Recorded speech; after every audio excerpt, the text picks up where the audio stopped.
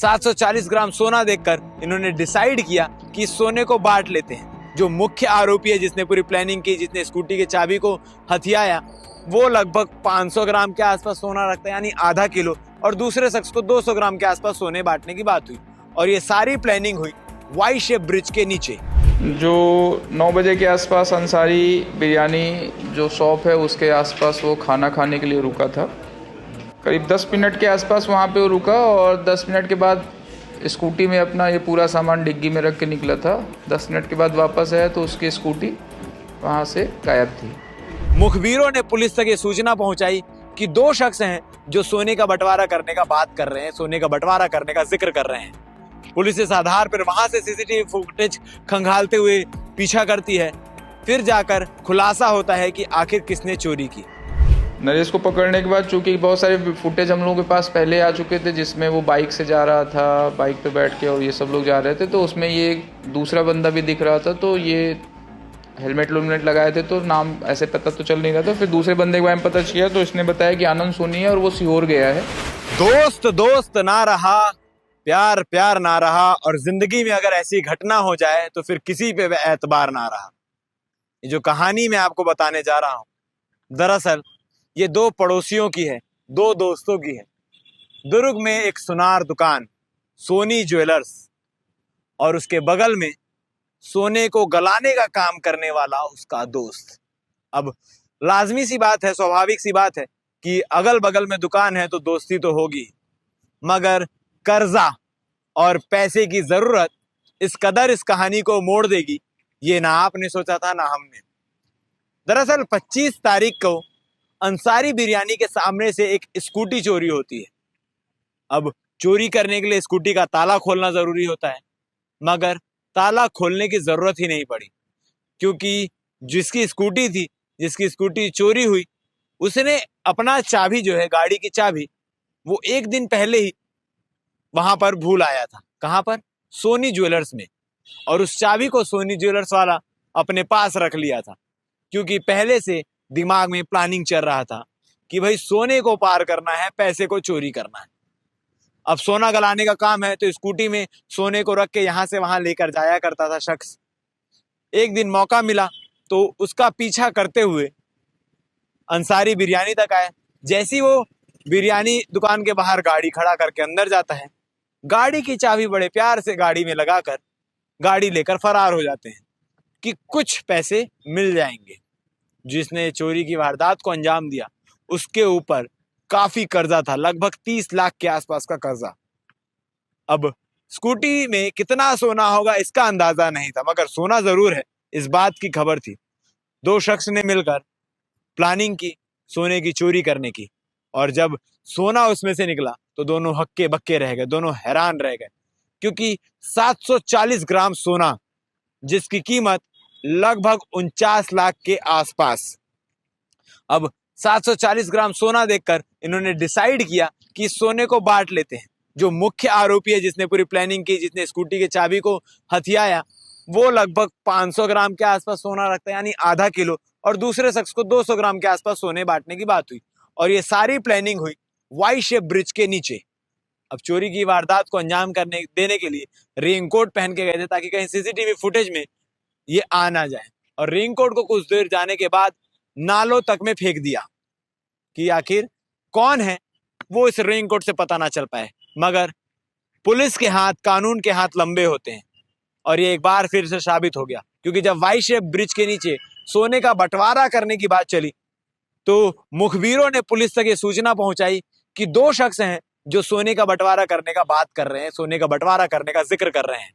Police इस आधार पर वहां से सीसीटीवी फुटेज खंगालते हुए पीछा करती है। फिर जाकर खुलासा होता है कि आखिर किसने चोरी की। एक चोर को रामनगर से पकड़ा गया, वहीं दूसरा चोर अपने परिवार के साथ पंडित प्रदीप मिश्रा की कथा सुनने और सीहोर मंदिर के दर्शन करने सीहोर गया हुआ था। आज ही वो सीहोर से लौटा, और लौटते साथ पुलिस ने उसे धर दबोचा। इस 49 लाख के सोने की चोरी के मामले का खुलासा आज प्रेस कॉन्फ्रेंस के दौरान किया गया, जिसमें आईपीएस जितेंद्र शुक्ला खुद मौजूद थे। उन्होंने प्रेस ब्रीफिंग करते हुए पत्रकार साथियों को सारी चीजें बताई, किस प्रकार से घटना हुई। प्रेस कॉन्फ्रेंस में एसपी जितेंद्र शुक्ला ने क्या कुछ बताया, ये आप आगे वीडियो में देखें। आप सभी लोग को पता था कि 25 जुलाई की रात में करीब 8:30-9 बजे के आसपास एक सुपेला पुलिस को रिपोर्ट आई कि एक JBR रिफाइनरी करके गोल्ड के रिफाइनरी शॉप है, जिसमें वो लोग गोल्ड को प्रॉपर मतलब गला के और उसको इस तरह के ब्रिक फॉर्म में रख करके उसको सोल्ड करते हैं, रखते हैं। तो उनके ही एक व्यक्ति से जो मालिक था वो लेके निकला हुआ था और जो 9 बजे के आसपास अंसारी बिरयानी जो शॉप है उसके आसपास वो खाना खाने के लिए रुका था। करीब 10 मिनट के आसपास वहाँ पे वो रुका और 10 मिनट के बाद स्कूटी में अपना ये पूरा सामान डिग्गी में रख के निकला था। 10 मिनट के बाद वापस आया तो उसकी स्कूटी वहाँ से गायब थी। तत्काल उसने सुपेला पुलिस को कांटेक्ट किया। हम लोगों ने उसी समय पुलिस को उस पर लगाया सीरियसली और थाना पुलिस और क्राइम की दोनों टीमों ने मिल के उस पर उस दिन से सीरियसली काम किया। प्रथम दृष्टया तो जिसने रिपोर्ट किया था उसके ऊपर ही डाउट हुआ था कि इतना सोना रख के डिक्की में और फिर खाना खाने जाने से लेके वो सब तो 7-8 घंटे उसको वेरीफाई करने में ही चले गए थे हम लोगों के। बट नेक्स्ट मॉर्निंग से ये क्लियर हो गया था कि वो नहीं है, वाकई में चोरी हुई है।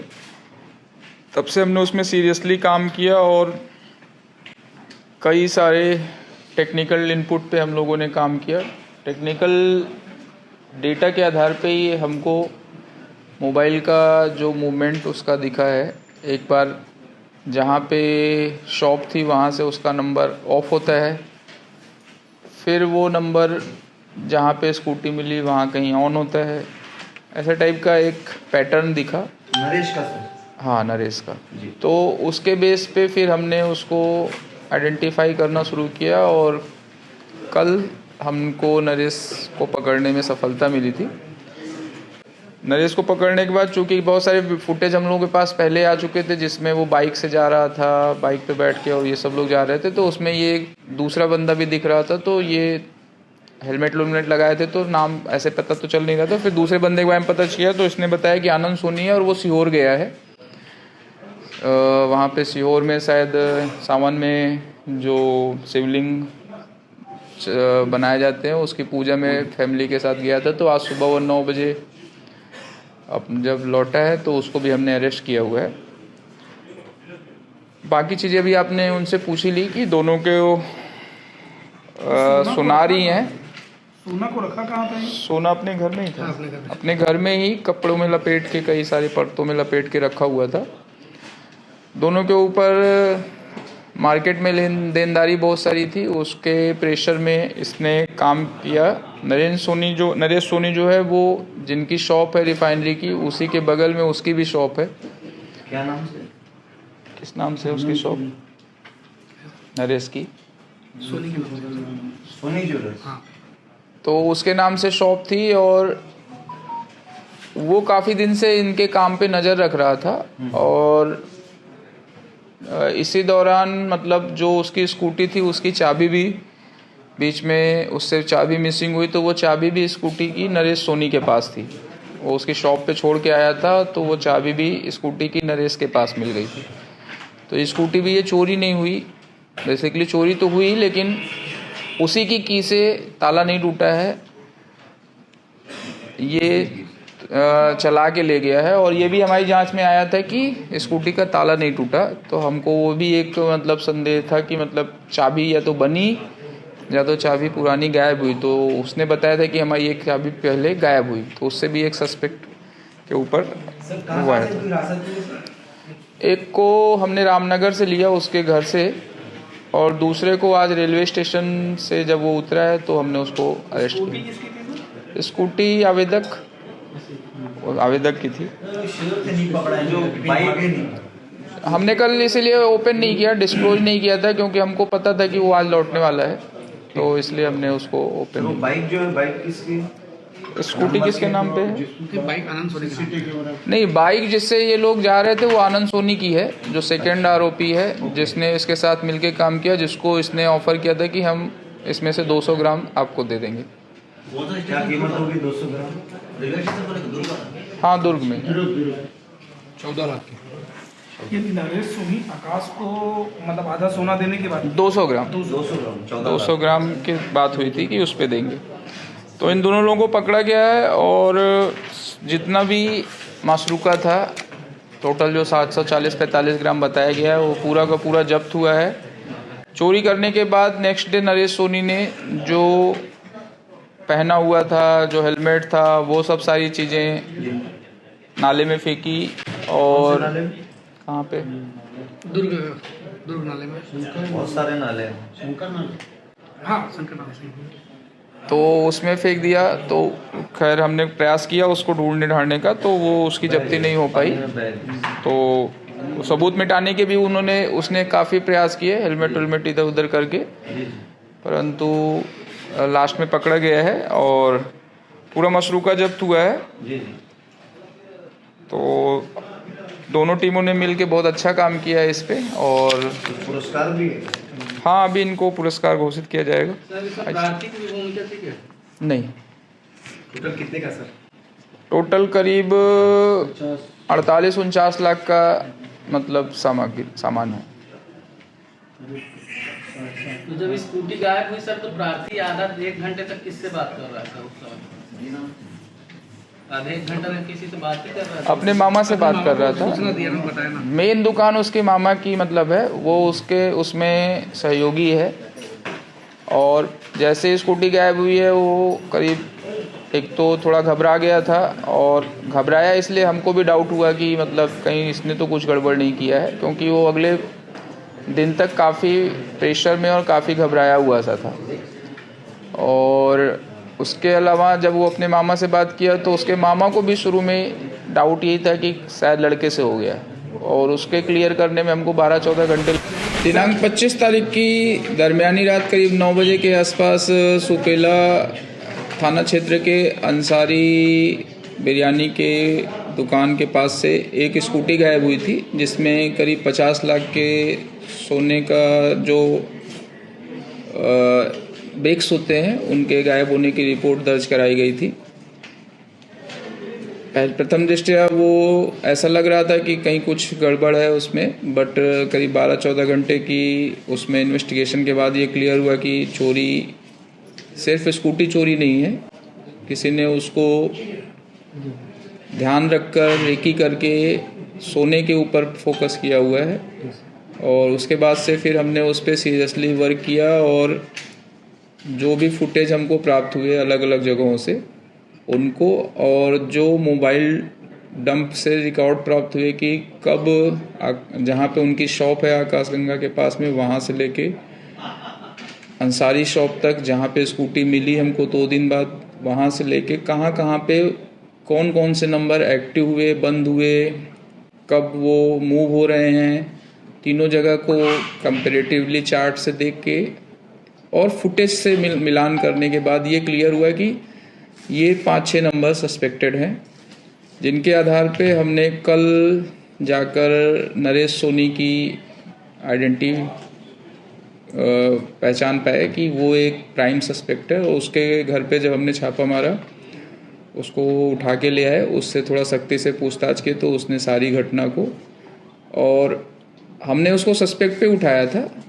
परंतु उसने जो अपना बयान दिया वो प्रथम दृष्टया उसका झूठ साबित हुआ उसकी लोकेशन के आधार पे।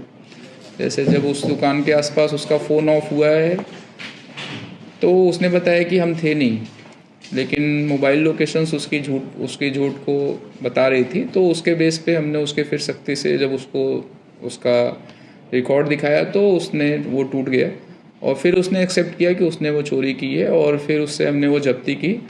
उसने जब उसको हमने वो दिखाया कि बाइक पे ये दूसरा तुम्हारे साथ कौन है, तो उसने बताया कि दूसरा आनंद सोनी है और वो सीहोर गया है, जो कल सुबह शायद लौटेगा। तो आज सुबह हमने उसको दुर्ग रेलवे स्टेशन से दूसरे आरोपी को भी गिरफ्तार किया है, और इस पूरे प्रकरण में जितना भी मशरूका चोरी हुआ था उसको पूरा जब्त किया है, और प्रॉपर वैधानिक कार्रवाई लीगल एक्शन इस पर जारी है। और जो भी इस पे और भी एविडेंस थे, हमने उसमें कोशिश की है कि प्रॉपर उनका जब्ती हो सके और वो मिल जाए। सबूत मिटाने का इनके द्वारा प्रयास भी किया गया था, तो उन सब धाराओं में इनके खिलाफ लीगल कार्रवाई की जाएगी। सर कारण क्या बताए ये सब करने का? कारण जो पूछताछ में अभी सामने आया है, आप लोगों ने भी पूछा है, उसमें इनका बोलना है कि मार्केट में इनका व्यापार अच्छा नहीं चल रहा था। ये सब भी गोल्ड सोने के ही काम करते हैं और इनके ऊपर करीब 30-35-40 लाख की देनदारी यहाँ चल रही हैं। सभी भारी कर्ज में डूबे हुए हैं। उसको देखते हुए चूँकि जस्ट बगल की शॉप थी, उसकी दुकान पे इन्होंने रेगुलर नज़र रखी, उस लड़के की मूवमेंट पे नज़र रखी और जितना वो गोल्ड लेके निकलता है उस पर नज़र रखी। साथ ही साथ उसके स्कूटी की जो चाबी भी मिसिंग हुई थी उसको भी इसने मिसप्लेस करके छुपाया ताकि उससे उसको चोरी में मदद मिली। और तो टोटल एक प्लान्ड वे में इसने मतलब इस चोरी को अंजाम दिया है और पूरा उसमें सफलता तो ज़रूर मिली, बट चूँकि ज़्यादा एक्सपर्ट नहीं थे तो बहुत सारी गलतियां इन्होंने की जिससे लीड मिली पुलिस को और पुलिस पकड़ने में इनको सफल रही। सर, जो पीड़ित ज्वेलर्स उसके पास जो संबंधित दस्तावेज इस सोने के हैं आप लोग? हाँ, उन्होंने दस्तावेज प्रस्तुत किए हुए हैं। उन्होंने सेकेंड डे ही सारे दस्तावेज पूरे डॉक्यूमेंट के साथ करीब 48 या 49 लाख के आसपास के दस्तावेज उन्होंने रिकॉर्ड प्रस्तुत किया है और प्रॉपर 1 नंबर में ही पैसा है।